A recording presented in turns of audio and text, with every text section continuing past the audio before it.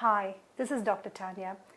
I'm very lucky to actually meet someone who has gone through a lot of experience, a lot of issues themselves, and have come out happily at the other end, being more positive, who is setting an example for a lot of youngsters out there, a lot of people who are perhaps in this unfortunate situations.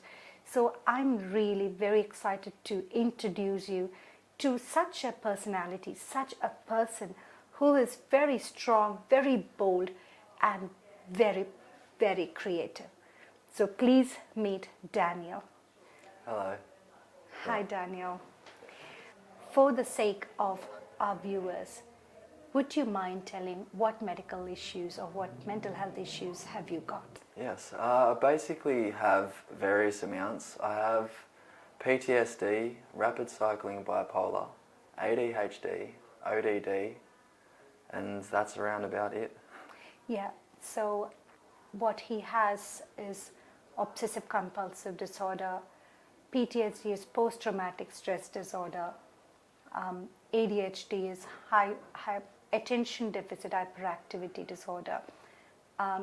So he has gone through a lot. And Daniel, in your own words, you have gone through a lot of trauma from your childhood. Yes. Can you share your story with me, please? I'm 29 years old. I live with my grandfather. I have had a lot of issues growing up from different houses, different schools, different hospitals. I was the youngest person in a refuge at 12 in New South Wales. And currently I'm trying to better myself and gain the determination to make my future a lot brighter. Life growing up was very sporadic. I would be at a school for around about 2 to 4 weeks, sometimes even 3 days, and then I'd have to move to a new school, make new friends, meet new people. And for someone whose brain's developing, that's a very hard process to manage and handle. I've had experience of all the lower ends of society, including jail, the court system, the schooling system, and now I need to go up higher in the social hierarchy to be able to experience that and understand that as well.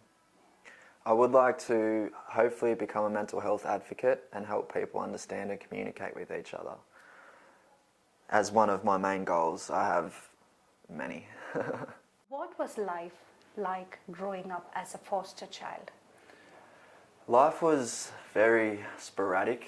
It varied from different houses, different schools, different faces. There was a lot of situations that I couldn't control. There was a lot of circumstances that I landed myself in where I didn't have a lot of options to choose from. It was difficult at times, but there was also the positive and negative aspects of it. So different foster carers would teach me different morals, different skills, and then there was also the negative of the situations that I was put in or placed in where I had very limited options to get myself out of. So you didn't have a choice as to who you can go with, like as foster in the homes. You know, you may get comfortable and more friendlier with the particular family, and you may not quite get comfortable with someone else. But as a foster child, did you find you had to be perhaps compelled to go to where you're not comfortable, and did that affect you? So they did give us basically 2 or 3 options of different foster families that you could choose from. That's great. There was also the negative aspect of it because it's all about perception. I was offered to be a ward of the state and I didn't fully understand what that meant at 10 years old. And that was, I think, a mistake in the system at that time where it needs to be properly described or told to the foster child that what that actually means to them in their own way. How did you recognize that you needed help, and who did you go to? I recognised I needed help when I had my behaviours were getting out of control and I didn't realise what was happening. Because previously, before, my life was just like, I didn't think about my past. I only thought about my past when I wrote my book. I was getting angry. I was like normal situations that I should usually be able to handle. I was handling them in a violent and I guess arrogant manner. And that was something that it's not me. So I decided to try and reach out and understand myself so I can help people understand themselves as well.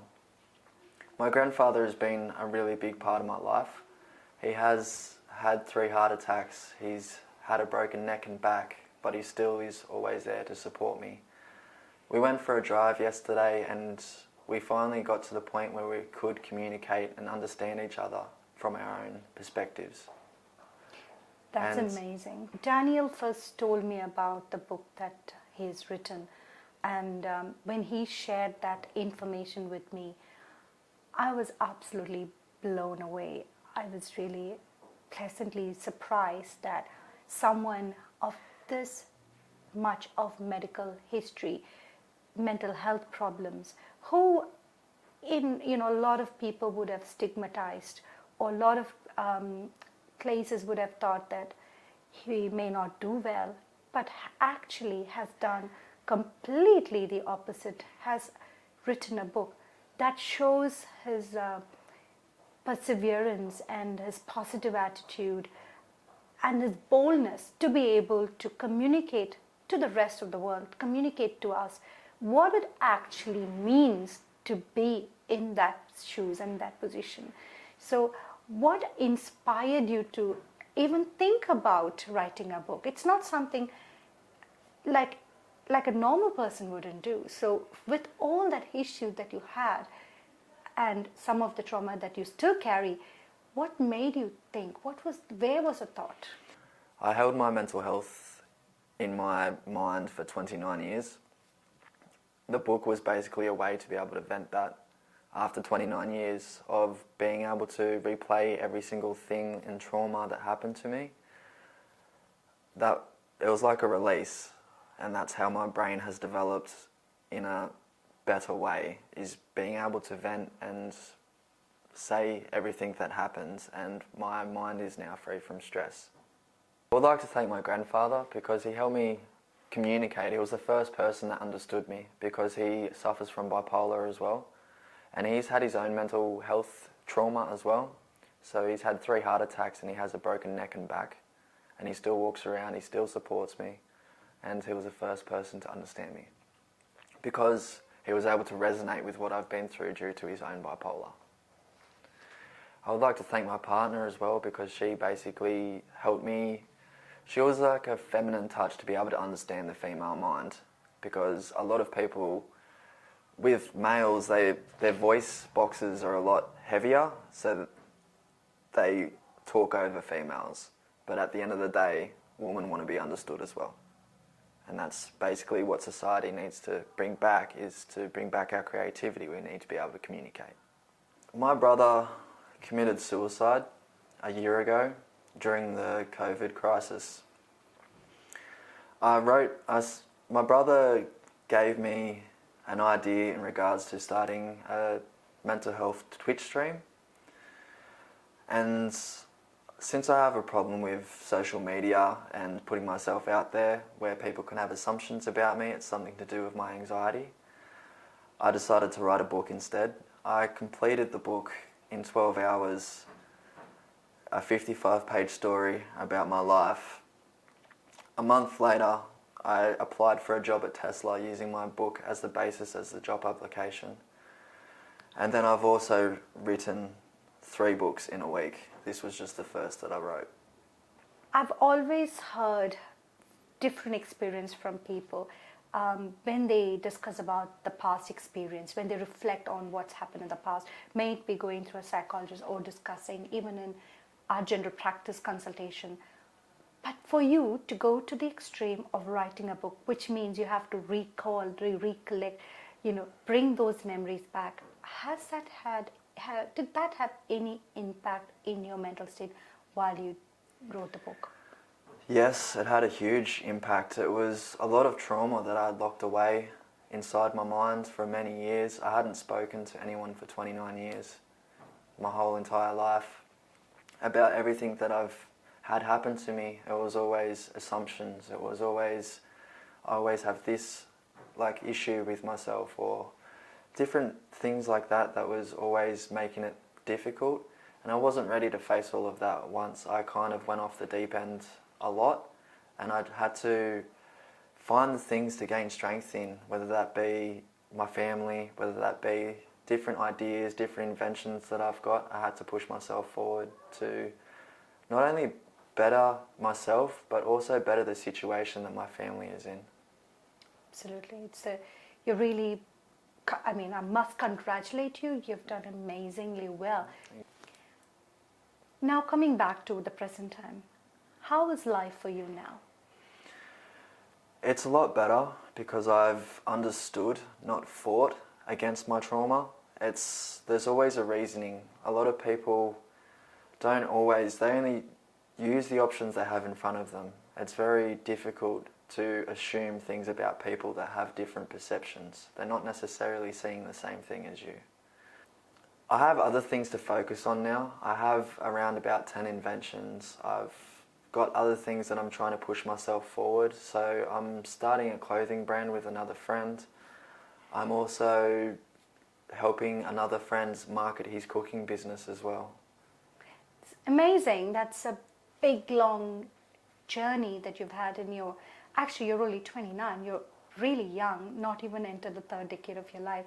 So with so much of experience, and you're still you're a very positive person. It's very inspiring, truly.